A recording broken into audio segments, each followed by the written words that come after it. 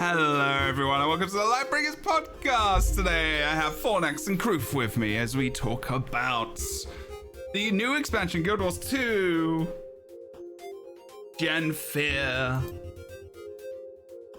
Wilds. The most wild of expansions. The most Janthir of expansions. The sexiest expansion we've had so far, which we were talking This about. is pretty hot. It is pretty hot there. Mm-hmm. In areas. Janthir gone wild. Oh yeah, I think that's what they should have called it. They should have called it. They should have called it that. Definitely. Janthir gone wild in the wilds, being wild with Snuggle Goggler. And a lot of bears. A lot of hench thirsty bears, yes. Is probably the most. Anyway, I'm gonna say what I was gonna say. We'll get into it. We'll get into it. Yeah, it is definitely a thing. So, we have Fornax and Kroof today. Boots is away because they've got. I haven't really played the big expansion much anyway, but there's some bits and bobs coming up at home, which is fair enough. And wish him well and hope he's good and the family's good as well. Rook is also, I think they're playing the expansion today on their stream and haven't got much time to play it much either. So we've kind of played a bigger chunk of it. I haven't got past. Go on, shout out to what? Sorry? Shout out to Rook. She streamed on the official Guild Wars 2 channel yesterday, and I was at work, but I was able to go back and watch it. So I highly recommend going back and watching her first impressions of that very first prologue instance. It was great to see. Yeah. Very awesome. We're gonna try and avoid as many story spoilers as we can.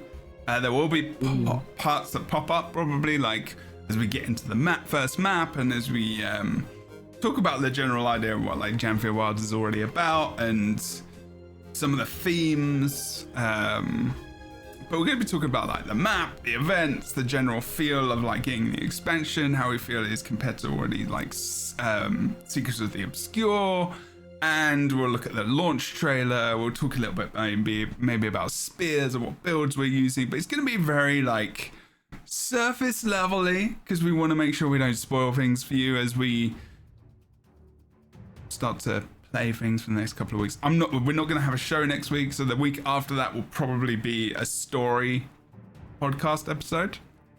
And then we'll start talking about the more in-depth stuff about the expansion itself. But Fornax, can you tell us what you do and where you do it? Yeah, Bog Queen. Sorry. She's great. Love her. She's the best. Fornax, go for it. It's an incredible model, right? I've done the fight a couple of times. It's like amazing. So hey, I'm Fornax, the Crichton Herald. I make Guild Wars content over on YouTube. And yeah, that's me. Crichton Herald everywhere you go. Apart from OnlyFans, that's not me. That's somebody else. I don't know whether there's somebody. So, anyway, Everyone goes to look. Is there someone? Like, oh, please. Oh. No, it's fine. No, it's fine. And I've really enjoyed the expansion, and thank you for having me again. And sorry if I sound like I've been gargling rocks, gravel. I don't know what I'm saying. I had a chest infection, so I'm a bit rubbish. I'm a bit rubbish. Not I rubbish. apologize. Jesus, that's some hardcore like dedication from Fornax right there. Lovely to have you back, and please go and check out all their stuff. In the description below, you see links for all the people who are on today's show, as well as links to go and purchase, not Secrets of Obscure. Actually, you can still do that, but I would, every while through their link. You can buy all the expansions, support them. Support Fornax, support Kroof. Buy what you want with your dollar. Vote with your money. Vote with your money, yes. Kroof, tell us what you do, where you do it. Vote. Hi, everyone. But please do vote if you have the ability to. Yes. Exercising your democratic right is lovely. I am Kroof. I do a plethora of YouTube videos over on YouTube, which you can find at Kroof. I have my first impressions of Guild Wars 2 Janthir Wilds up, and I'm going to very soon be posting my playthrough of Janthir Wild. So if you're looking for some story content and reactions, that'll be up there. And I have some more plans talking about the map design and overall PvE experience of the open world in terms of their heart quests and dynamic event systems. So I have some ideas when it comes to what I'll be posting on the YouTube. But I'm also here on Twitch, streaming usually on the weekends, playing Janthir Wilds and other MMOs, such as World of Warcraft, Final Fantasy, Baldur's Gate 3, even though that's just like an RPG. But we don't have to worry about that. Yeah, thank you for having me. And I'm also getting better. We're all kind of just ill right now. You lot Just are ill. dealing I'm with okay. stuff. I'm on vacation technically. Are you sure? I mean, We might give you something. yeah, just pass it. Ooh, social distance. Mhm. No. Yeah. My cat is way too close for like social distancing right now. She's just chilling on the sofa behind me. No. She's like, she's Little passed Krisha. out. She's gone. Has She's Krisha done. been enjoying the war claws, Jebro? She has. I think so. They're just everywhere, so I don't think you can miss them. You ever just like prop her up while you're playing? You're like, look. Mini Warclaw. I used to do that with my cats. I mean, you get to carry like some, like, you know, Warclaw pups around in this. So, you know, there's different events. It's fun Yeah. times. Very cute. Yeah. If you want to It's follow, incredibly cute. they are incredibly cute. I'll show you them. On stream. Twitch.tv/Jebro is where the podcast is every week or every other week, depending on what the schedule is like. But you can follow the channel and you can find out exactly when that comes on. But it's Friday, 1 p.m. Pacific-ish on a Friday. We talk about Guild Wars 2 and we talk about many other things as well. There's lots of banter and fun times that occur in the show. So if you want to come and join and support and watch, you know what to do. youtube.com/JebroUni is where all of the VODs are, and it's on Spotify, iTunes, Google, listening thing, everywhere. So just Google Lightbringers GWT podcast, you'll find us and you'll be able to watch it or listen to it. But I would advise to watch the videos because it's worth seeing our faces sometimes as well, and also listening. And you know, some people have had some confusion around who is talking sometimes. I don't think anyone sounds similar to someone else. So if you're having those problems, I would go back to the intro at the start of the video, which is why we do intros every single time, so people know the voices and they know the names. I mean, I must admit, I do think Jebro's voice and my voice, they sound very similar. Yeah, So this is true. I do sympathize with people, but I hope that you know that I'm British and Jebro's American. So that accent difference is very... It's true. Yeah. It's true. It's true. Definitely.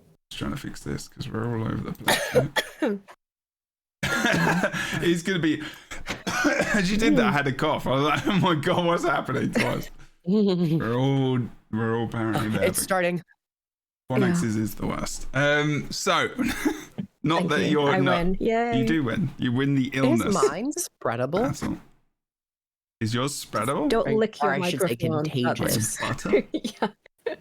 Is it spreadable? Let me see if I can pull this up as well, just in case we have people in the chat talking. And Is I it need to. contagious? What, coughs?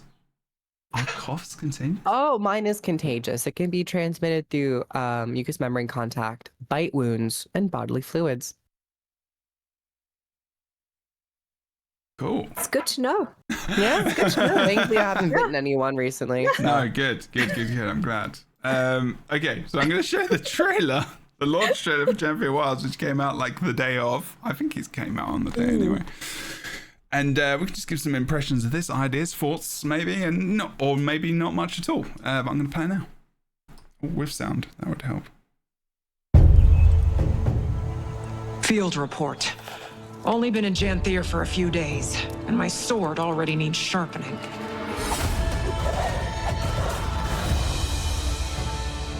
Valraven, beasts, deep bogs and fables. Surprised anything makes it out of here alive.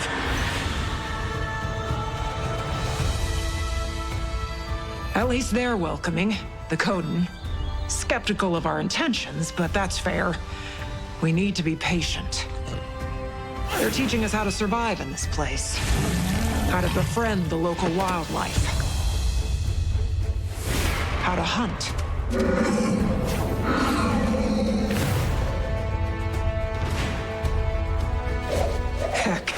How to turn one of Tyria's most dangerous neighborhoods into a home.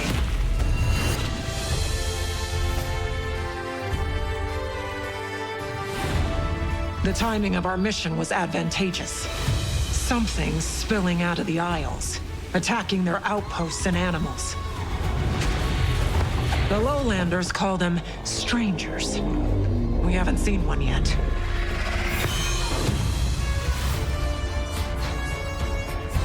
But if the locals have a reason to be nervous, well, I'm not going into the woods alone.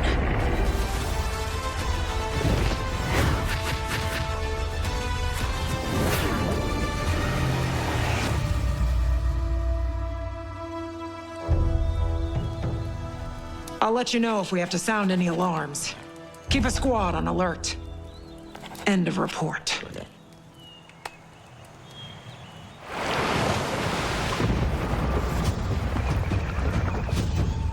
That launch trailer is so good. Yeah. I'm like, I get goosebumps watching it actually now.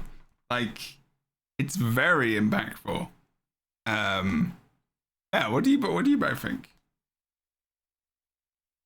I loved how they're animating the characters in it. I love the granular nature of it. I love that it's Malice who is right next to us for a lot of this expansion, and she's kind of the protagonist telling the tale of the Janthir was in the form of a report. I love that. Everything seems to have been kind of rolled in and grounded in the narrative this season, this expansion, and I'm really, really happy with it, and that's reflected in the trailer, and it's very much like what you see is what you get. There's been no kind of shenanigans with, I feel like they overhyped Naos. I feel like this one is almost pitch perfect. They're showing what they're giving us, and they're giving us what they show us, and I'm very happy, and the trailers are very reflective of that. And I do love their more cinematically done trailers, but this is perfect. This is what you get. A lot of video games, when they do trailers, it's very much aspirational, and it bears no kind of resemblance to the game that you're playing. This is exactly what you get, and that's great. That's a good, really good point. Yeah. Very true to form, which I think Guild Wars 2 has kind of championed ever since Path of Fire's trailers. Path of Fire was the expansion with its like first in-game cinematic sequence where it was showcasing all of the in-game content, environments, and features. So there was no like pulling wool over your eyes. It was very honest, which I do very much appreciate.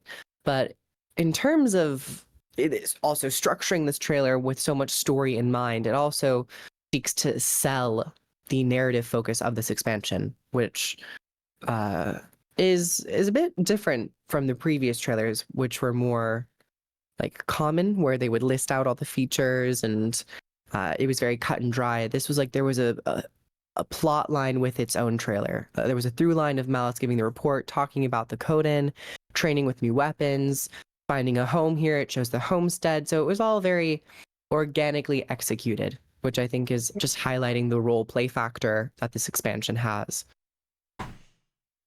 Excellent. It is. I think like you said, it didn't like list out everything. Like, it had like raids and spears and stuff. It didn't like go into. It was just kind of. It was like a report, right? Like it would like exactly like the character's kind of saying. Who is it? Who is the character? Malice. Malice. Okay. So, and they're writing this report back home, and it's kind of like this. It isn't like this big entrance into a launch trailer, because normally you'd be like, you know, animations and like loads of ridiculousness really early on, like just bang, here's the expansion, this is the things, this is the stuff you do. It's very much like a report, and just like, this is what we know so far, and you have to play the expansion to explore and understand what's going on. And yeah, it's just a really nice intro into everything. I'm very aware that my phone is going off because I'm on call apparently as well, even though I'm on vacation. But I need to answer my phone very quickly. So keep talking about the trailer, and I'll be right back. Mute, delete, turn phone off. So sorry, my phone ran out of battery. That's what I would do. I wish I could do that in Easy. mental health, but I can't. So I'll be right back. Well, I Okay. mean, what you want to do isn't always what you're gonna do, but still, things happen. But yeah, I think the trailer was really effective. And another highlight of the trailer for me, and this also tends to bleed into the overall expansion experience, is the music. That Oh, music yeah. was so good, and it's something. It's a style of music that we haven't really experienced in Guild Wars 2 before. We've had some chanting and vocalization in Heart of Thorns, a little bit in Icebrood Saga, I want to say, and also in terms of the instruments that they used in Icebrood Saga. But this it feels like like its own character. It has such a unique imprint in the soundtrack listing. And Yeah. it's one of my favorites personally. It's been absolutely beautiful. The music has been amazing, and it's such a vibe. It kind of gets you into the flow of the story, and they have matched the music with the narrative really well. Sometimes for me it's a bit hit and miss. It's sometimes it's especially like in 14 this expansion, the music has been a bit of a miss, and a lot of people found it quite yeah, a lot of people found it quite jarring, especially so like the music in the capital city was blasted expectations to the moon, and people just weren't feeling it. But completely with this expansion, with Janthir Wilds, it's been just a pleasure to be in the zones. Even you just sat there waiting to do something, or you're taking a moment, and you just have this beautiful swell of music, and it's been amazing. And I've loved so much of it. So I've loved the war claws that we see here. I think that they've done a great job in like integrating the mounts into the narrative and the gameplay, because I think we were talking about this like ages ago. We were talking about how I was saying I'm really worried that it's just everyone's going to be just using the flying mounts, and I don't want them to kind of like push the rest of the mounts to the wayside. And the next expansion, we have a focus on a new mount. They've developed the mount skills, as you see in the trailer, and it's really kind of given a breath of life into the Warclaw, which was only really primarily used as like a taxi, like transport in World v World. So I love that. I mean, how do you feel about the Warclaw? I'm in a very similar sense. I'm very impressed with how they were able to breathe life into the Warclaw, which has been around for some time. But as you said, it was just like a world versus world taxi. And hey, shout out to that, because it really helps travel in world versus world. I do love it.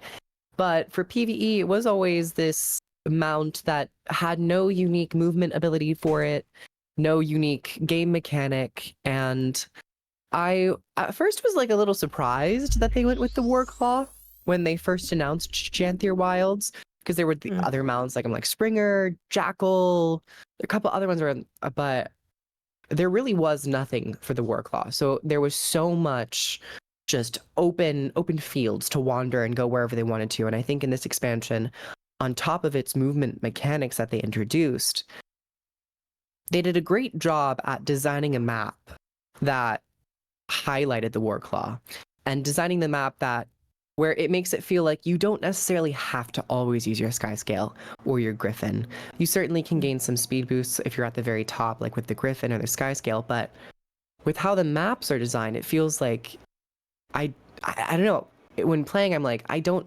need to use those flying mounts. I can go on my Warclaw and have an equally as good experience, an equally as convenient method of transportation. So I think they've married a good amount. Fun, right? Yeah, just the movement of it is captivating. Welcome back. We're back exotic. Are you back good, or are you leaving us again? What's your back? It was an important question. I hopefully it's gonna be fun. So that's my really like rubbish explanation of the trailer and stuff. Why it was good was more rushed, because I was like looking at my phone at the same time, and I was just like, and I need to answer this. But the reason why I like the trailer, and I'm not sure what you were talking about while I was away, so excuse me if I go back over what you were just talking about, was like, I think Fortnite just said it perfectly like as well. You know, it gives you exactly it does what it says on the tin. Like just from the video, other than like raids and like convergences, which we haven't had yet. It's just like, this is the expansion. It's fun. It's got a mount. It's got spears. It's got new enemies. It's got story that we're not sure. Like, you know, we're not sure about who these strangers are. It entices in the player in that regard. And it just shows off the things like, you know, homesteads. It's got like, you know, it doesn't say specifically like you can build a home, but like, you know, it's got this kind of snippet in there. Maybe they could have put that in there, maybe. But it was pretty good. It's just the music and the editing, and you've got the models, and you see the Bog Queen in there, which is an event obviously, which we're going to talk about in a bit. But like, it's really enticing. It's not just like about creatures and animals and all this kind of stuff. It's actually almost, there's so many, like, we'll get into this as we talk more about the maps and events and stuff, but there's undead. Like, you know what I mean? There's like literal undead in this map, and that's not something I was expecting at all. Like, I was not expecting that.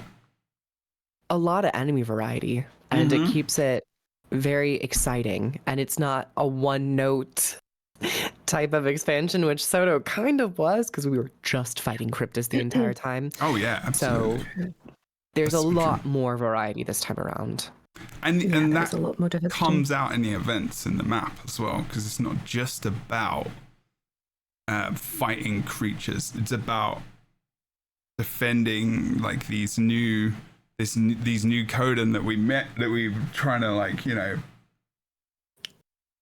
get on our side, because I can't apparently think of the actual win over. There you go. Yeah. And we have to do things like help them mourn and help them grieve by also like getting revenge sometimes, which is kind of a bit darker, but like, you know, I love that storyline. Yeah, there's so many. Are you talking about the one in the cemetery? No. Oh, never mind. I don't think I've played that one. They are great storylines. If you're paying attention to characters' dialogues, then you can like see them out in the events, and then you kind of put two and two together. It's a really beautiful story experience for the first map. Maybe they started there, but I didn't actually like join there. They go out on search of like a specific mob that you want to kill. The Raven. Yeah. Oh, is it the Knight? One of the Knights. Knight? Raven Knights? The Valraven, what are they called? The Valraven? Valraven Knights. Are you thinking, the one I'm thinking of is the Valraven questline dynamic event, where you go and avenge the death of this. Yeah. But you can also, and I think she's a named character. She also appears in the cemetery as well, where you get even more storyline and more grieving, which I actually saw her at the cemetery first. Yeah. And I was like, I wonder if they're going to explore this in like a future patch, or like, you know, getting some revenge, and like, but then I was like, I found that event second, and I was like, oh my god, they actually had a whole entire meshing storyline. So no matter if you play the event first and then find her, or you find her first and then play the event, it's a very fulfilling storyline. That's really cool. They have done so much storytelling on this map, and so much storytelling that is related to the whole ethos of the Lowland Coden. And I think it's just enhanced and enriched everything. They've really taken it up a notch. Everything seems to be grounded in the story. Even like if you stick around at the Wizards camp in air quotes, their luxury palace. If you stick around there, you'll hear a conversation about the Warclaw and how they feel that the travel kin or journeykin are actually this is where the Warclaw spawned from. This is the kind of the originating species. So they're trying to ground everything into the lore, and I appreciate that so much that they've kind of leaned into the story, and I'm here for it. Yeah, much like where Soto, both literally and figuratively, was an expansion so far high up into the clouds of Tyria, very like almost metaphysical nature. This expansion feels like it's really digging its roots into the world and into the narrative, and it just feels so sturdy, which I really appreciate. Nice. I have to say, I love the Lola map so much more than I love the Skywatch archipelago. It's so open and expansive. I feel like that, especially for me, because I am like spatially challenged. So specifically for this bitch, I did not enjoy having to navigate the massive drops. Right, it just killed the flow of the map for me, and it's probably just a me problem, honestly. But I love the flow of these maps. I think a lot of people felt similarly. Maps. Do you? Yeah. No, I don't think that was. Even I were talking. Oh, sorry, go on. Oh, I was gonna say I also share a similar impression with the Soto maps, but for me it was more so just like the disconnectedness of it all. So that's where I stood on it. I was going to say, me and Kroof were talking about the music, and it has a very much, if you've played Wrath of the Lich King and you loved the Grizzly Hills, it has that kind of vibe to it. It's just absolutely beautiful music. Absolutely fantastic. The music is so different. Wait, blow me now. Okay, we're just sneezing now as well. No, the signs. It's normally the light, like it's a light sensitivity for me. We've hexed you. Yeah. I'm now getting the cold or whatever. Okay, you're talking about the map. I'm trying to link it. But let's think about how I'm like, where do we go to next? I'm trying to make sure we don't get stories, spoilers and stuff in there, and at the same time it's very hard. But like when I might want to, this might be a good question to answer before we actually get into the actual introduction of Janthir Wilds, but we have a question from the chat from Not Your Typical Viewer, who asks, could I skip Soto's storyline and get back into Guild Wars 2 with this expansion? And I think that has been a question that I've seen quite a bit from people online, and I would love to hear Fornax's take on this, because you're kind of our resident story queen.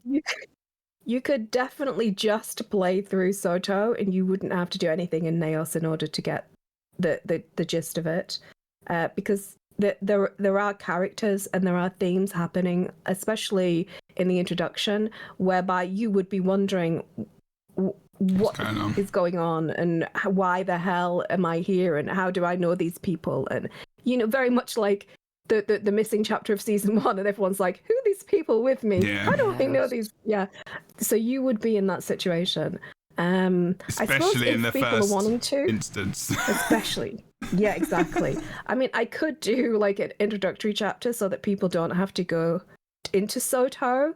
I could do like a story condense, but you are gonna feel like you don't know what's going on for the first 20 minutes. Yeah, it honestly won't take you that long to do Secrets of the Obscure. Yeah, and I think that's the biggest thing I've been telling people is you have the base expansion, which is the first 10 chapters of Secrets of the Obscure, and then any of the chapters after that don't really have to do with the base expansion experience.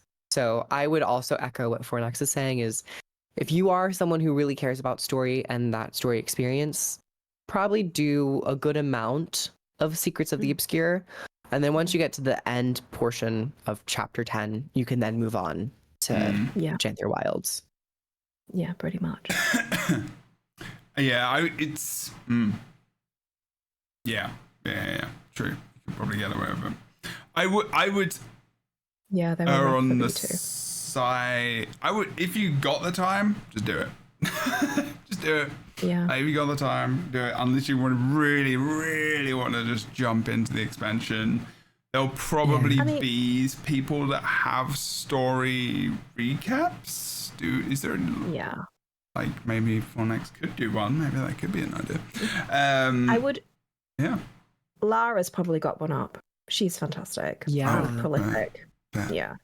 I think ArenaNet would probably benefit from doing a little video or some type of stream that maybe I know World of Warcraft is really big on doing story primer videos before their launches for expansions. Oh, they do it in And the game as well. They have the trailers in the game, like literally in the pre-prep for Warwithin. There's like maybe free cutscenes or like free videos, like trailers of like the past and leading up to now, and it's very vague, but it's really good. It's really good. It's like these are these people, and this is why you should know them, and here we go. Let's go. I would love to see that for Guild Wars 2. Yeah. Outside of the game, in terms of just marketing media and just people getting interested in the story. But then even in the very first instance, in the prologue, where you have, before you actually enter the instance where you go into the Alliance meeting, maybe there's an optional character you could go speak to, like the Mist Stranger, and it just plays a cinematic of a summary of what the core experience of Soda was like, to give you a bit of a primer of like who Isgarn is, who the wizards are, who Frode is, and what they were doing. Yeah, Nothing major spoilery, but that'd be very helpful for people who are like, should I play the entire previous expansion? I think that would be helpful. True. I think that would be good. They did it for Heart of Thorns, didn't they? They did a kind of a compressed, this is everything. And they did it really well. So, and End of Dragons, right? With Timey? Yeah. Oh, yeah, Yeah. they did do that. Yeah. That's they did. true. So yeah, fingers crossed Interesting. they'll get round to it. They have the best tools, they have the best toys, so we really can't match it. We do our best, but yeah, they have all the best toys.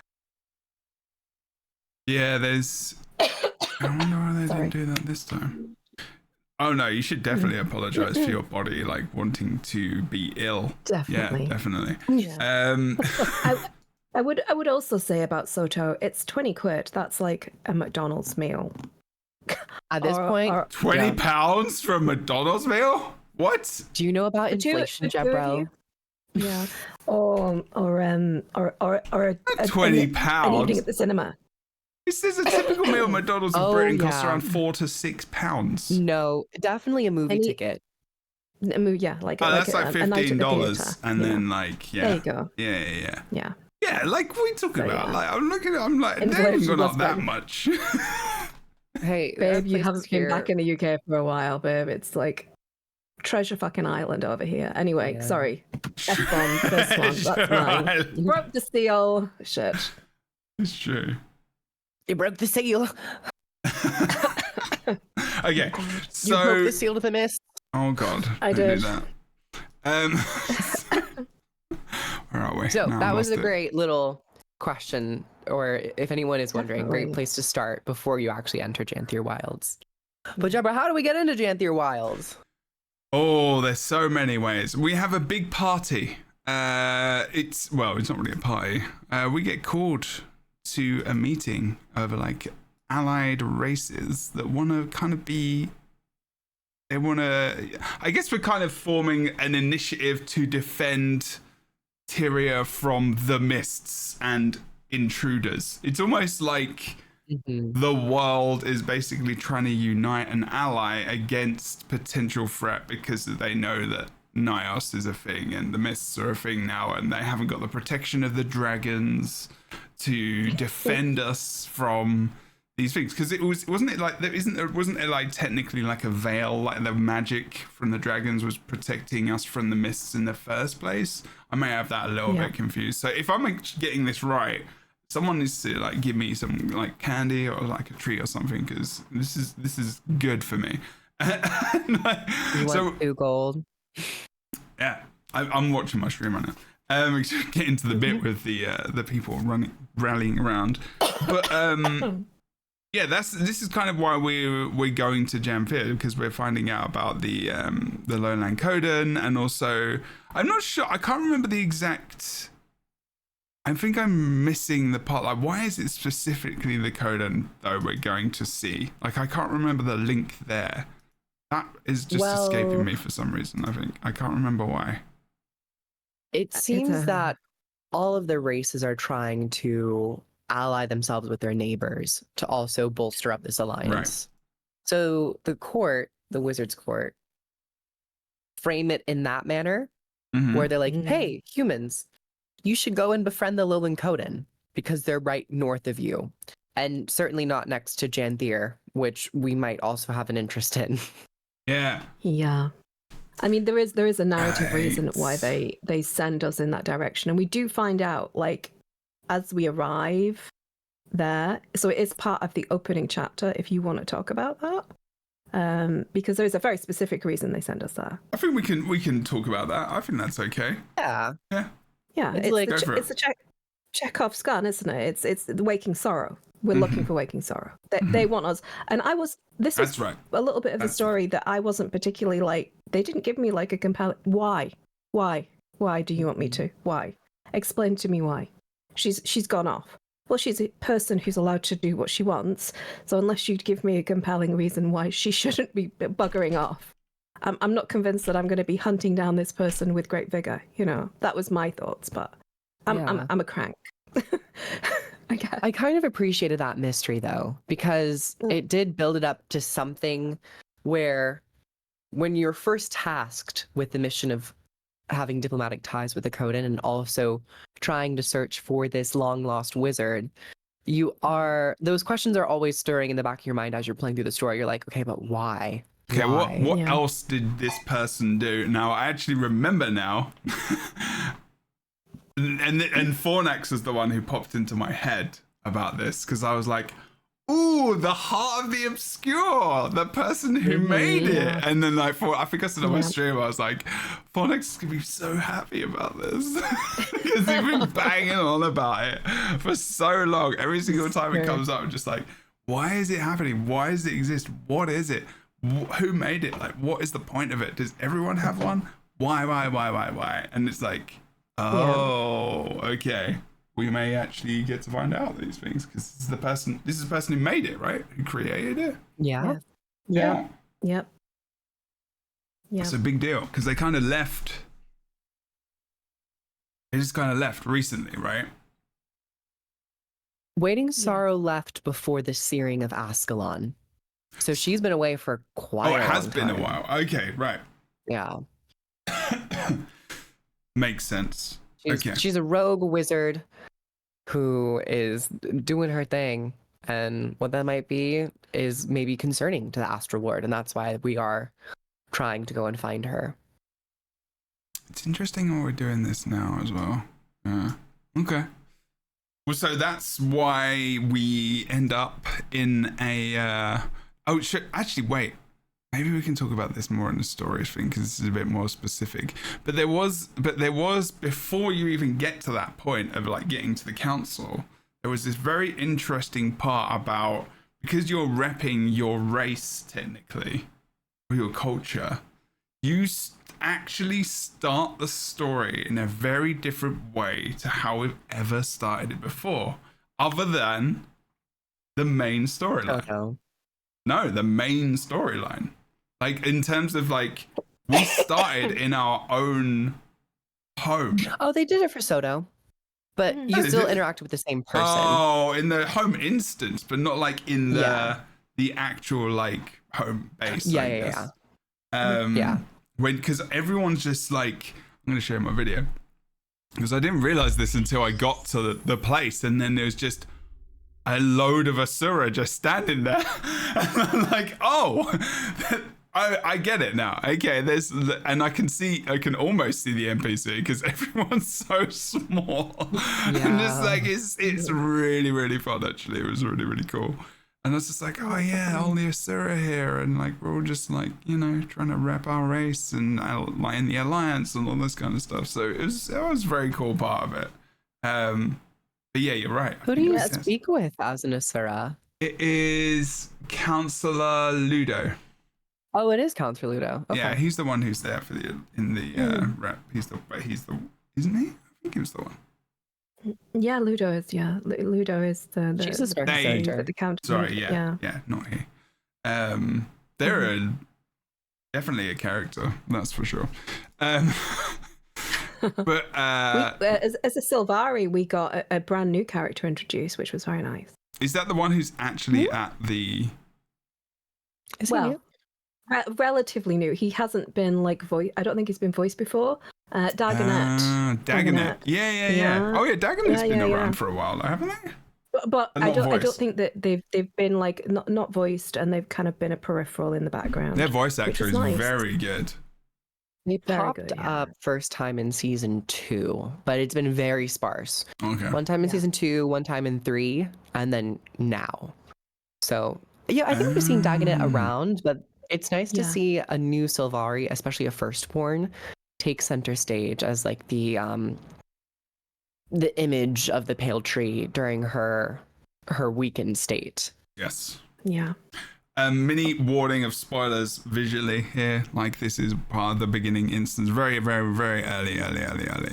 We're just, so if you don't want to see any of this, like, or hear any of it, just stop watching or listening. Maybe Baby, come back. let me tell you, this starting instance was meaty.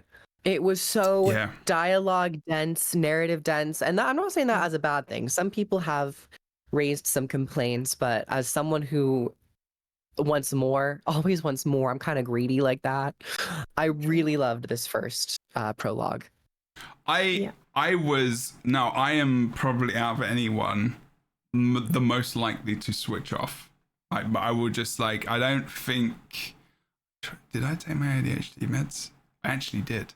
And so that helped because I know there was going to be potential reading and stuff. But I was very pulled in to all of it. I still am. Every single piece of story I've read and listened. I've read some of the books, not on stream. But like, it has been very engaging and it has been very detailed. And there are characters that we've not heard of from before, you know. I mean, flipping Bram's back, but in a very different way with, what's his name? The other Norn. I can't remember his name. It's on the tip of my tongue. Newt's I want to say like Scardy. Yeah. Scardy, yeah. Scardy. I was gonna say Snippy. I'm like, it's something E. Oh, there you go. Scarty Newtson. Newtson. Yeah. Bam. There you go. So that was very cool. And just like there's Cretia, Cretia. And there's like Queen Jenna, and you've got like you've got what's the name? The Empress. You've got Empress Inn. Yeah. There's so many people. Taladris. Taladris for the representation for the Dominion of Winds. I know. And that was so Ayumi. good. Ayumi, yeah. So it's very cool. And Kaif coming back as well, obviously. Yeah. Was really, really cool. Chancellor Ludo for the Asura, who is kind of a shining star, maybe one of my more memorable characters in this expansion. They're great. They're funny. I think they're just so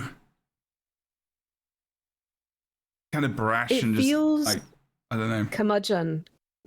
Curmudgeon is the I think they did a really great job at writing these characters according to their culture. And with the past expansions of Guild Wars 2, we've been around our friends. We've been around characters who we've known for some time.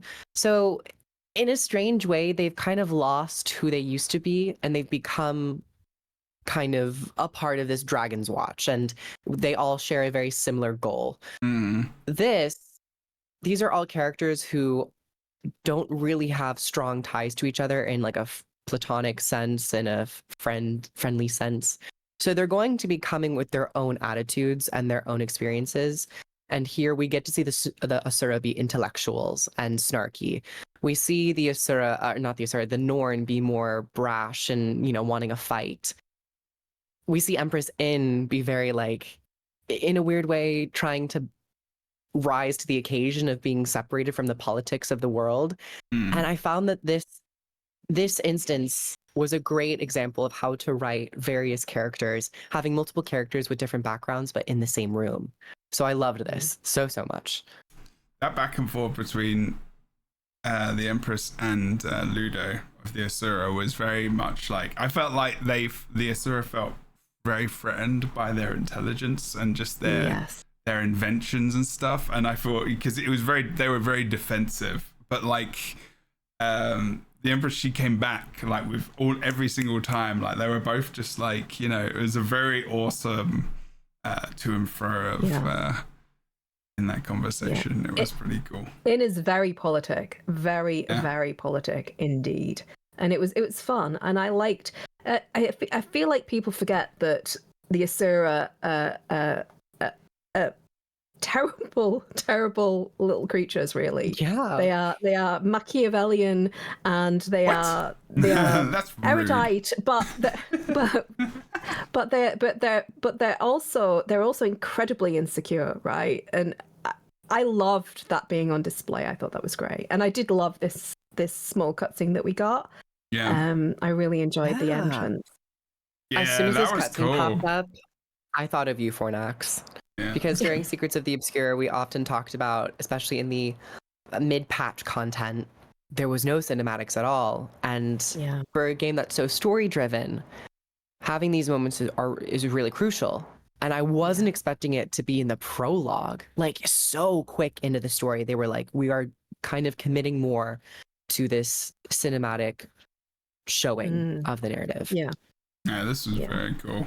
It was very good. Okay, I don't want to go too much into this, because we are going to do a story, but like, it was very good, very, very good. And then we got to break off, and we got to talk to them a bit more here and there, and then and we'll go more over that into when we come to the story. But then we end up just kind of porting. This was the I think I'm trying to remember that's right, because we came out of the kind of guild place, and where did we go to get transported? That's right, we went to Divinity's Reach because Queen Jenna was already informed about Isgarin and his existence within, and the Secrets of the Obscure, not Secrets of the Obscure, and the wizards and Astral all that. Ward. Astral Ward. The secret wizards. All of those people. We're calling them secret wizards now. I like that. Yeah. We should call them secret wizards. I feel like there's another connotation around that. Secret wizards and sleeves. Oh god. Anyway, I got a secret wand for you. Oh god. And then there was kind of a port. I think Sorry, this I've been reading was... Stargle Goldclaw. Yeah. It's way too Quivering much. warmth. Way too much. Oh, Quivering wow. warmth. Yeah. Long, hard spears. But then there was this... I'm waiting for... You're waiting for what? God. Continue. We won't talk about it. We won't spoil the actual stories for people. I feel it's important that they go and read those. Well, maybe the next podcast. But here we all kind of came together, and we went to, Divinity's Reach, and then we went through the portal, which I think was okay. How do we feel about portal travel? I actually I think this was the only part of the story here, and I don't actually think that at the time I was that bothered, but like looking back at it, I'm just like, oh yeah, there wasn't really like a big travel kind of experience in this at all. Like, remember like Path of Fire?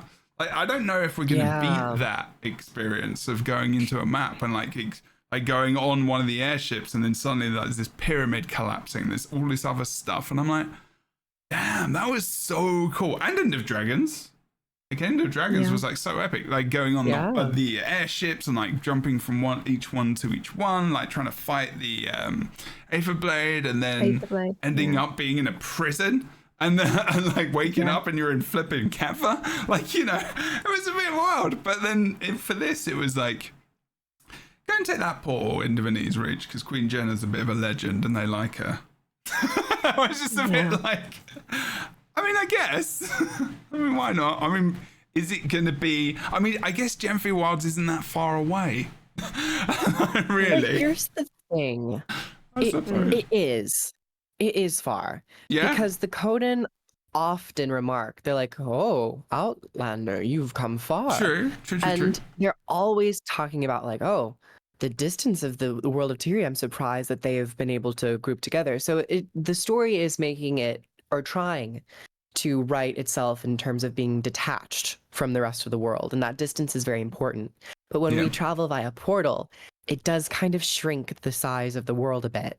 So I would have liked to have seen a cutscene where we actually either take an airship. Actually maybe would have just preferred taking an airship and have a cutscene going over the woodlands of the Woodland and Cascades. I guess because they've got the Astral Ward's base here, like it makes sense to have the portal. But if they've been cut off from it for a while, and it could have been about re-establishing maybe, then if they'd gone to an airship, I wonder if that would have been odd there. But I would have preferred that, I think, Ruth. Yeah, honestly.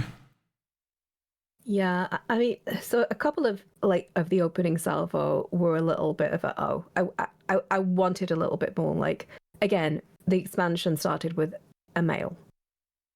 I understand. Oh yeah, yes. I did think about you again in that part. Sorry. No, don't. No, you don't need to. You don't need to. It's not in a bad way. It's more like, oh yeah, there's a male. I bet Phonics loved that beginning. It was more of that. It was more of that than anything else. Don't worry. It's not that it doesn't work, because it does, because we have these integrated systems and it's a reasonable way to do it. It's just I think that we haven't had an expansion that hasn't started. The inciting incident is getting a letter. Yeah. And I mean, I love letters, man. I do calligraphy, but guys, come on. Just let's just have maybe something else. Maybe something else. We've got that communicator, to right? The whole thing. We got the communicator, so the voice could have been just. I hate the communicator. Yeah, like it. I don't like it. I don't like it. I would actually like more of a visual kind of like you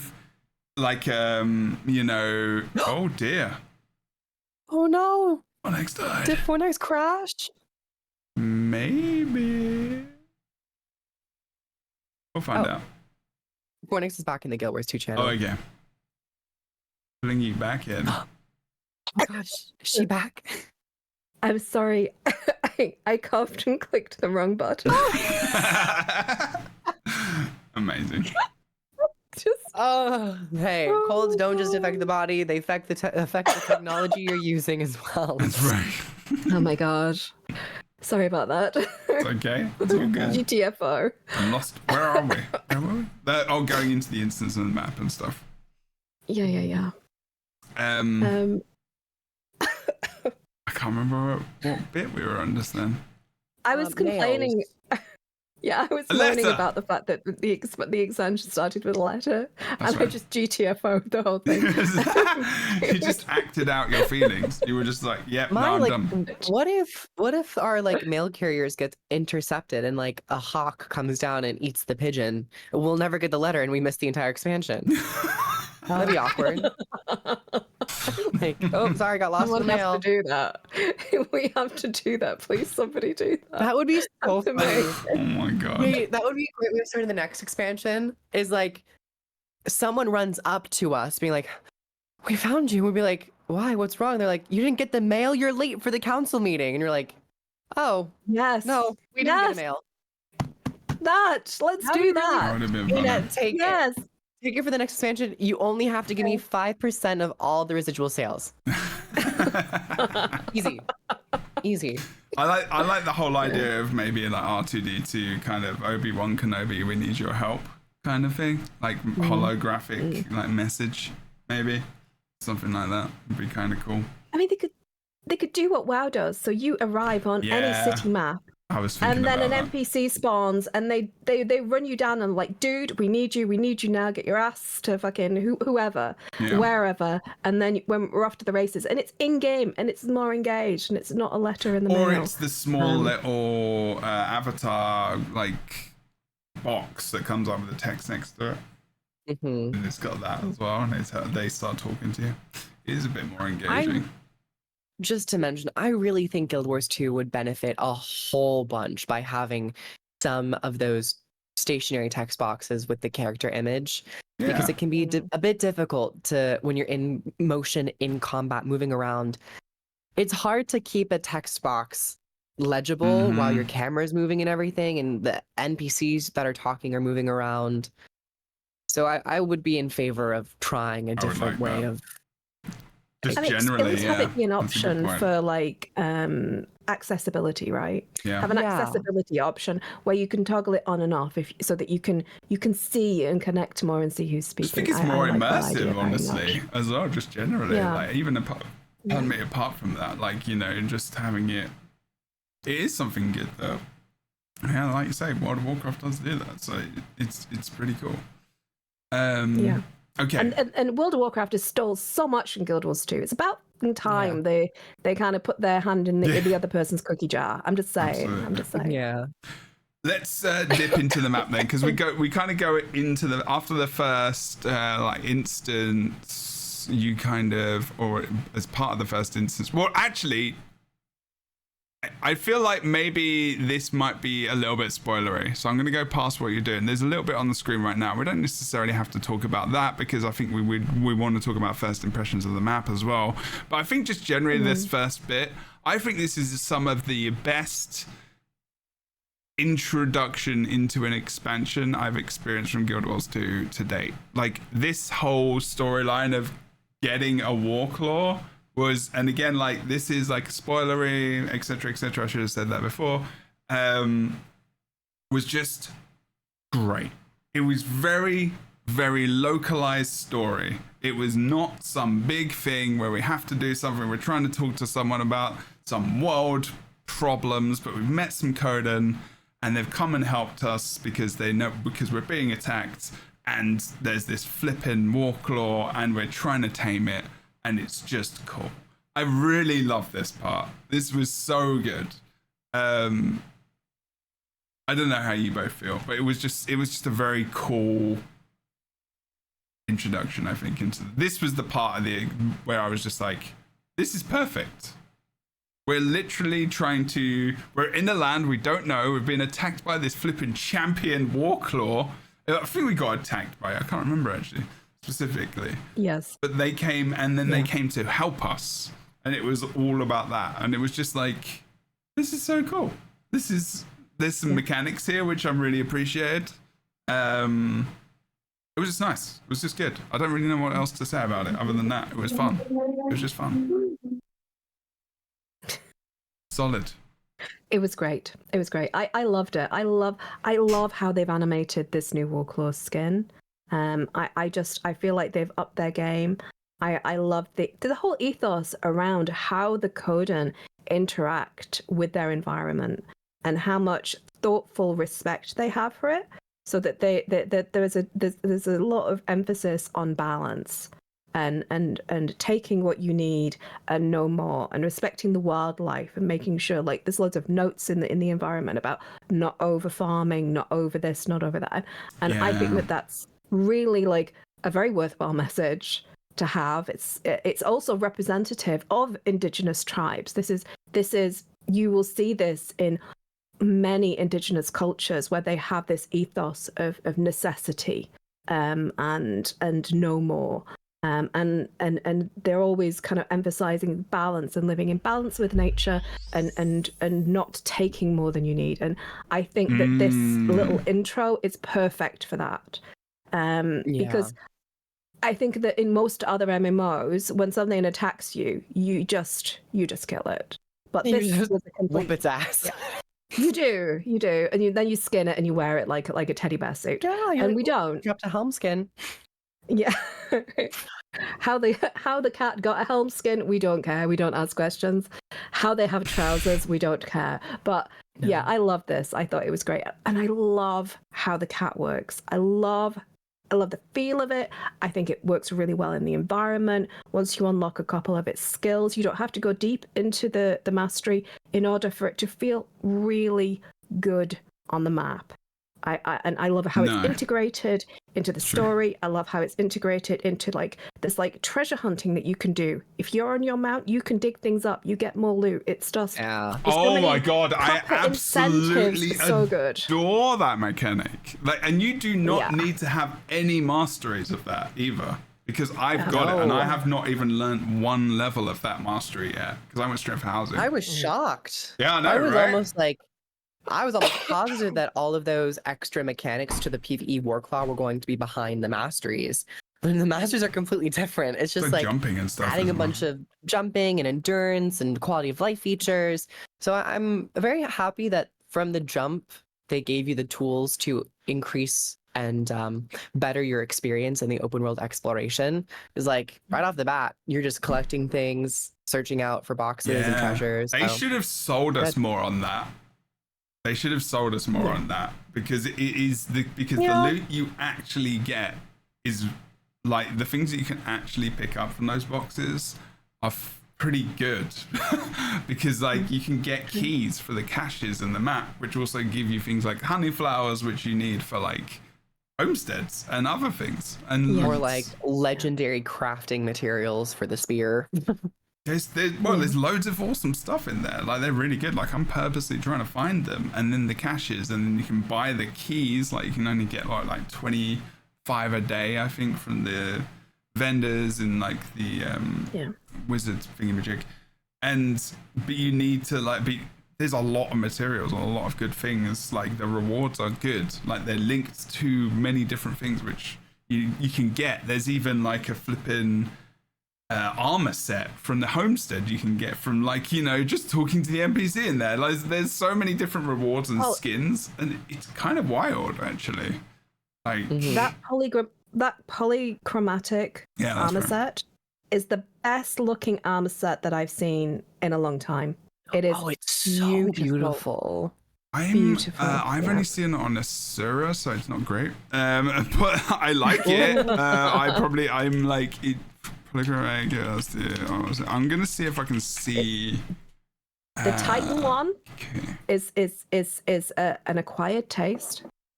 Certainly not my cup of tea, but the polychromatic one is absolutely gorgeous. Oh, I can't. It's almost looks like it's got stained glass on it. It's just that's lovely. it exactly. It is stained glass, isn't it? It feels like that anyway. That's right. Anyway, I just went way ahead. I went way ahead into like some other place. I think just generally I was talking about rewards and it spawned from the box. I was wondering how we jumped there. It was the boxes and picking them up and the rewards and skins, and then I was like, oh, there's so many different skins. It's that cat jump. It just took us too far ahead. That's what it was doing. That cat jump is crazy. Way too far. But so I'm gonna skip the rest of that story and lead into because there was the whole I'm actually not gonna say anything else about getting into the rest of the map and the story and the core part. There's a lot. And we won't be giving our first impressions of that. But huge map. Can we just say how big and how beautiful and how amazing this map is? It is a proper beefy boy. It really is, and it's wonderful. And I like that it's beefy, not in the sense of size. It's not like Path of Fire in terms of you are covering so much ground. And it's flat. It really it's is not that. Yeah. All about the verticality, the rooms you can go into, the spaces, the caves behind waterfalls. There's so much detail put into this that I really like that. In terms of size, the overall map, if you're just talking about the perimeter of it, it's like an average. It feels more average, but playing in it, you feel just inundated with content. There are 56 points of interest. Yeah, that's like core Guild Wars 2, like where the Priory is. I forgot the map. I think it's the most, actually. Is it? Lornar's Pass. Lornar's Pass is also a very, very dense POI. Now I want to know. Yeah. Now I want to know. Yeah. How many POIs? Inquiry minds must know. They must know. Map completion. It's also just beautiful. So there are some areas that are quite dark and quite dense because they're part of the story. But the habitable zone that the bears have, that the Coden have, it's just lovely. And I think a lot of end game maps suffer from the ugly duckling. They want it. It's all fire heart rise. Everything's on fire. Everything's ruined, and it's a bit. You know what I mean? A lot of MMOs kind of lean into that vibe. And you can have, like in Heart of Thorns, you can have a beautiful place that is incredibly dangerous, and you have that double whammy. And I feel like they've got a good marriage of it here. This first map is just. I really, really loved it. So Lorna's Pass has 40 3. That's 13 less Okay. than this map. Wow. So yeah, that's huge. Blimey. Okay, I think it could be the most. I'd have to go through all the maps and like That's check. Janthir wild. Makes sense though, I guess. But like, because it's so I mean, it really emphasizes the idea of it being an unexplored region for us, I suppose. Yeah. Right? Like, you know, it just dotes on that even more. That's really cool. Damn. Okay. All right. So maybe we can talk a bit about, I guess when I got into the map as well, and so through the story, general gist, we get to the village and we talk to the people and we're trying to persuade them to, you know, be with us in the Alliance and do other things. But again, when you get to the village, the first event that I kind of came across was just this event where you're protecting cabbages from wandering warclaw pups to get out of their enclosure. I'm just like, yeah. This is so was so that the random. first thing you did? That was the what first. was everyone's first thing you did when you entered the map? I think so. That's a good event. I think it was just on. Oh no, it wasn't. The first thing. Yeah, no, it was. Then it was the filling up of the heart. No, it was the dancing. There we go. Okay, I've got dancing. Yeah, the dancing triggered that. The dancing. Yes, sorry, dancing. But like, dancing. There was so many people. Like, I still haven't done this event. It's not I on did much. it one time. I caught it, and it was cute. It's not on much. Yeah, it was bang on when it launched, and it was because there were so many people in the area. I think these events just kept spawning all the time. But yeah, it was fun. It was just like, it was really like a cool introduction into their culture as well, and like out of anything, dancing. And I was just like, wow, this like really tribal thing.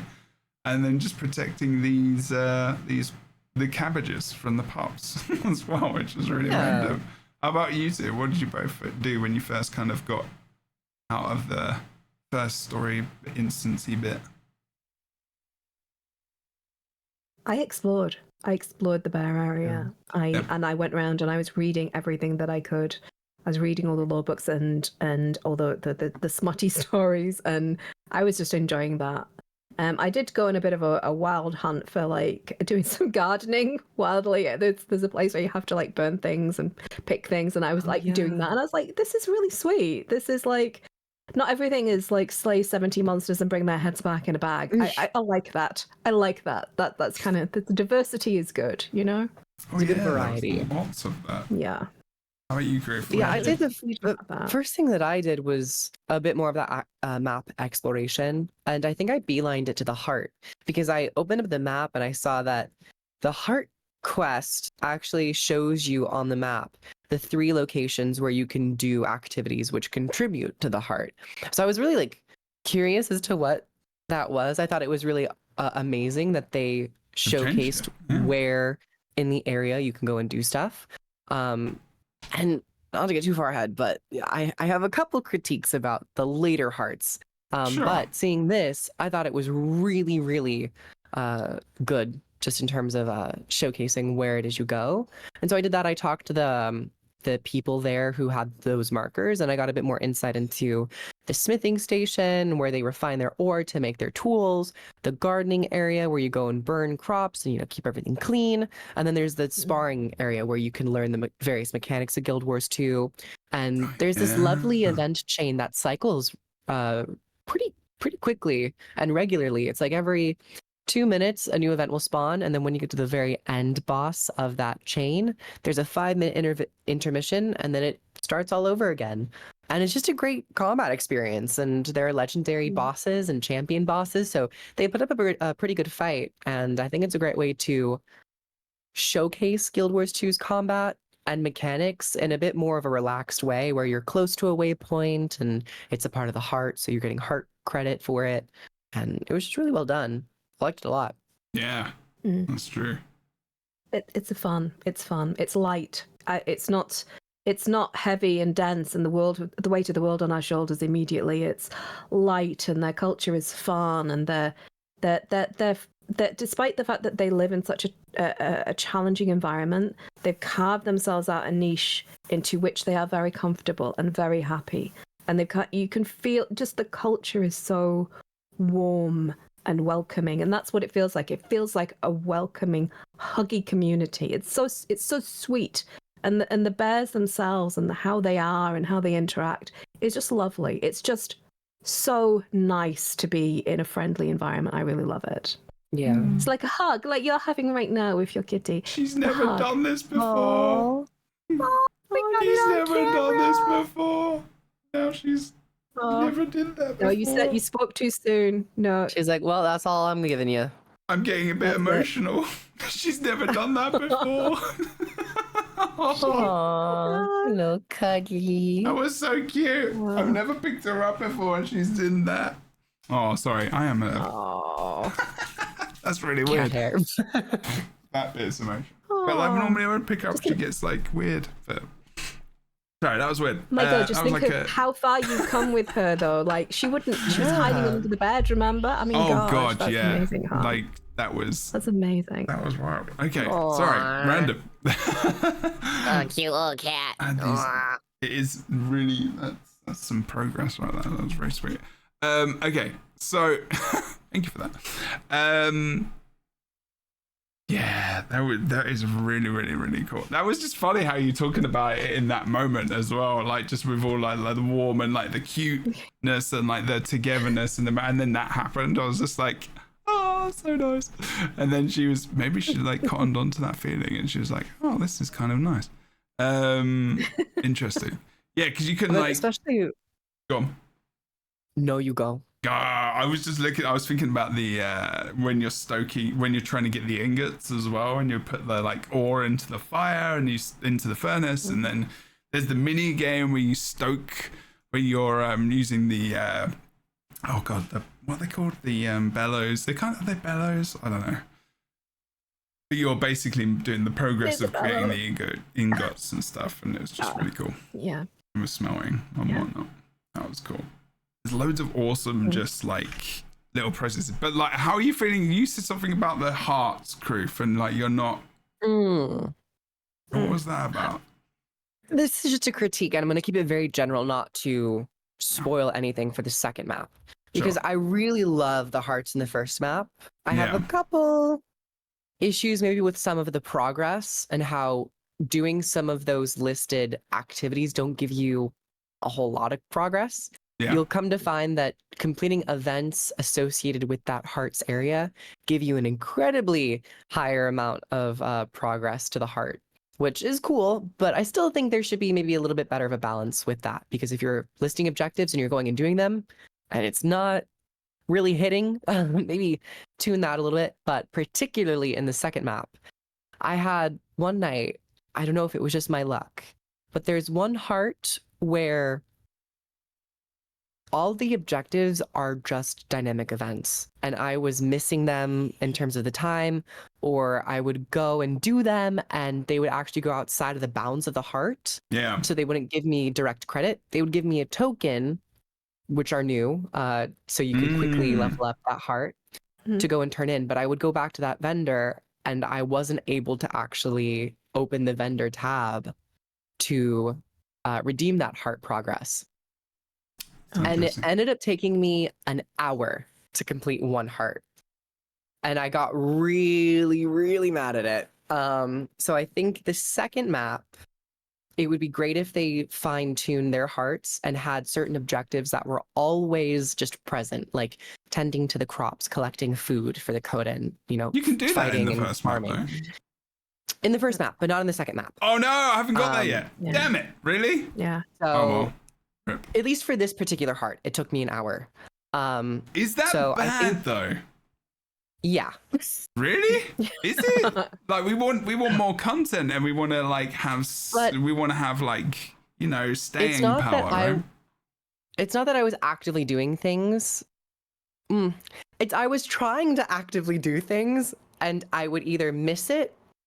It happened to be bugged. Oh, right. I see. Or the events were on a cycle where you had to wait for them, and then you would complete them, and they would only give you like 20% credit. So it then you had to doesn't wait feel for more. like, all right, so it feels like you're waiting around for stuff to happen so you can contribute to the heart rather than you're playing the game to contribute the heart with everything you're doing. I get it. Yeah, And okay.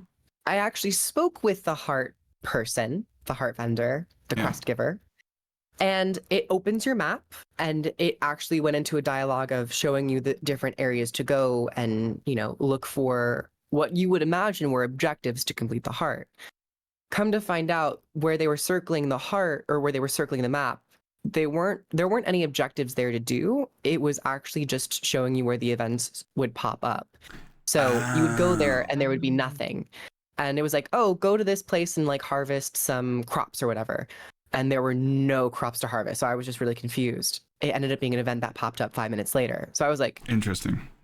It's not, I like when events are tied to hearts. I don't like when hearts are so closely relied, or they're relying on the events to progress that bar. So. Yeah. Because normally you can kill stuff to further the bar. And guess what? I found, because there's a part of like, you know, you're establishing this foothold or whatever, and your supplies. So you can go and actually kill wolves around there. The wolves give you like 0.001% heart credit. They do not move that bar at all. Oh my god. So, okay. Damn. That's interesting. I think, and I know that it just launched. I don't know if they often do go back. I think they need to go back and update the second map in terms of their heart quests, because I think hearts are greatly utilized when they're kind of stretching out the lore of the region, talking to people, doing things like exactly what happened in the first map. I think the first map hearts are phenomenal. They're really good. But the second map, they kind of missed it. And they missed it by a mile. I'm looking forward to getting in there and seeing my first impressions now or no. It was just that one heart. I think the other ones, I haven't played around too much in the second map, so that was just my initial experience. So. That's fair. I mean, I have had a couple of pain points, but I don't know how far we're going into it. So. We're just looking at the first map, really, specifically. I think, yeah. Okay, I'm wary of where we are in terms of time as well, because I want to try and cover some more first impression-y bits. But the map is an important part of this. So, okay, let me put that up. I thought I'd streamed more than once this week, but apparently it was just the once. Let me just get this. For some reason, I went off the video, and I don't know why, and this is wild and weird. Thank you so much, Daniel, for the kitty hug has scattered your brain. It has a little bit, yes. It has a little bit. So in terms of like the events and the map itself, like what was the map like to just run around and play in, and like how the events and like, you know, how was that experience? Like what are the things you enjoyed about it? Like what is it that makes this different from previous expansions, or even just like the core game as a whole? Like, you know, what is it? Because everyone is talking about how amazing the map is. Like, I don't think I've had many complaints about it at all. The first map specifically. There just seems to be a lot going on, and it's fun to run around in. I'll give you one thing that I really enjoy, and someone said this in the chat actually as well as we were talking about it. It's not easy. All of the content is not easy. Like, you actually need a group of people to do a lot of these events. Like, tracking down creatures and using your Warclaw, defending a cub from like incoming enemies, like some of the like kind of rifty invasion events of like the what are they called, the I can't remember those creatures. They look what are they? Am I saying the name? The type. Like we could just say the blighted beast. The blighted beasts. There you go. We'll call them that for now. Yes. And like the Bog Queen, and like there isn't a meta on this map as well. Like there is no meta, and it's the first time we've seen that since Path of Fire. Technically, Icebrood Saga. Grothmar Valley. This Oh, feels fair like enough. Yes. a very much a leveled up version of Grothmar Valley, which I think is Yes, one that's fair. reason why people like it so much. Right. That's a good analogy. Yeah, absolutely. Yeah. But like expansion-wise map, I don't think there was. I think there was something. Was there a meta in? Yeah, there was in Ender Dragons in the first map. There was in Soto. Yeah. Yeah. There's been metas in every single map that Nice. has released with Guild Wars 2, minus that one Grothmar Valley, Yeah. which was a bit more of like a Living story pockets map of big anyway. events. Yeah. It's like living story anyway. So it's like, so it is a bit. So it is to a degree like a big, not big like departure because the original game didn't have meta events. Like It's a pretty big huge one. It's a very stark departure from where the game has been going for so long. Sure. And because it's been so many years since the core experience of Guild Wars 2, I think this is a very significant change in map style. Does that I guess mean it's a return to the kind of some of the original ethos, maybe. Yeah. Does that mean, is this because I think maybe with Soto maps and other maps, like the meta becomes such a huge focus that becomes a lot of what the events are like, and they just go one after another, and then rather than having all of these kind of little smaller events popping up all the time, do you think that's what makes this map maybe a little bit more, like, dare I say, grounded, I guess? Like, because it isn't about these overarching huge meta events. It's more about the story and the smaller events which build up to this idea of this is a wild land that we don't know much about, and we're trying to catch these creatures, and we're trying to help the Coden to survive and, like, you know, kind of flourish a little bit more and heal, because that's what the theme of so far. I haven't played past chapter 4, so like the theme of this expansion so far for me has all been about healing and grief, and it's very mental health oriented. It's really like all about showing like the different ways that people deal with loss, and it's really powerful. Like, even just through all of these different things, like thinking about the creatures, why it's okay that we kill these creatures over this creature, like, you know, and they say, don't worry about these people, they're bad, and it's like, because they kill our cubs and shit, and I'm just like, yeah, let's F those Val Ravens up. Like, let's do them in. So it is really, I don't know, I feel more connected to this, to the map, to the people, to the culture, to the Coden, and even to, you know, even to the war claws that you see running around to a degree. Like, I feel bad if I accidentally kill one. Like, I know that might sound weird, but like, you know, if there's one They are being... fun to fight, though. They are fun to fight, yeah. They got a good move set. That's very true. Very true. I think that a meta can kind of metaphorically suck all the oxygen out of the map. I agree with because that. Yeah. basically everyone is focused on triggering that bitch because they want their loot. Yeah. And when you have a map that doesn't have it, you can relax. There are things that you want to trigger. There are events that are really good, and you want to have them spawning. But it's not that relentless push. And if no one's pushing, well, what am I doing on the map kind of mentality that you can get in big meta maps. And I like the fact that the first map is just, it's like a relaxed experience. It's not your hair's on fire. There are certain portions of it that are like lots of shit's happening, but it feels more like a gentle sliding into the expansion, sliding into your DMs rather than like smacking you on the ass and like riding you off into the sunset. Exactly. So yeah, I like that. Yeah. Both of which work on me, just for this map feels very... Oh my God. Here we go. I would say more so.